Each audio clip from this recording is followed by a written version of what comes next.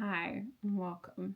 If you're new here and we haven't met before, allow me to introduce myself. I'm Claire Bailey and I'm so excited to have you here.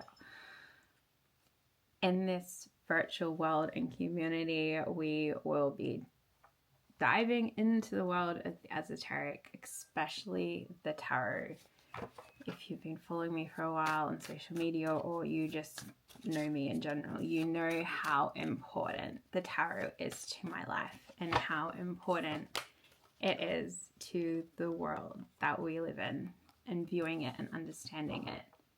It is a tool, but it's a great tool, and it's a tool with many, many layers that I can't wait to decipher with you, explore, and go on side quests with. There is something magical about these cards, but what's even more magical about them is the woman who created them, the woman who sat down and within her guidelines that she had from Arthur Waite and from the knowledge already there, she went on a journey. She channeled, she sat in front of her fireplace in cold, miserable London and drew and channeled the images of the 78 cards that we today now hold and use and cherish. These cards were an art project by the Pious Pixie. She was a woman, basically a young girl, a young woman in her early 20s who lived her life her way, who lived with strong morals and values, who fought for what she believed in, who, if there was a wrong in the world, she wanted to right it. She was a feminist. She was a Black rights advocate. She was a mystic. She was an artist. She was a creative. And she saw the world in ways that even 100 years later still blows my mind. She saw things that no one else saw. She was a woman before her time. And she was the reason we have the tarot, and her magic is the reason why this tarot deck and the stories of the Golden Dawn have lived and survived for so long. Of course, her story is marvelous and it's crazy and it takes you all over the globe. But she came from a time where conversations and magic didn't happen in churches, didn't happen in huge halls, didn't happen in the fields or outside. It happened through conversation, through copious amounts of cups of tea in tea houses and in parlours, in theatres.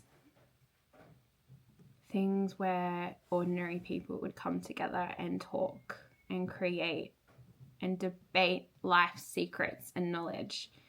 So I invite you to go and make yourself your favorite cup of tea, curl up, get cozy, and join me as I introduce you to the Pious Pixie. Come into the tea parlor. Come in, turn on the fire, get cozy, and meet the Pious Pixie, who, of course, is the nickname given to our hero by Ellen Terry. But our hero, of course, is Pamela Colman Smith, the woman whose drawings, whose words would change the world, and she would never actually see the impact that she had, that she still has. She was paid £1 for her drawings, equivalent to 180 Australian dollars for this work. But herself knew on some level, she wrote a letter to her mentor saying, "This will be the most important thing I ever do," and she was right. Because these 78 cards hold the secrets to the universe. I truly believe that. Whether you're looking at it through a Catholic lens, a Kabbalic lens, or just your own unique lens. But the way for us to tap into the magic is to tap in and understand the brilliance, the mastery of the creator, of the woman who drew them, who channeled these images, and the way she viewed the world, and the way she fought for what was right. She was a feminist, a Blacks' rights advocate. She dominated the world in her way. She would yell and scream until people listened. She didn't necessarily do everything the correct way. No one does anything 100% perfectly. But even as a young woman, she knew the importance of doing the right thing and being on the right side of history and just being a good person.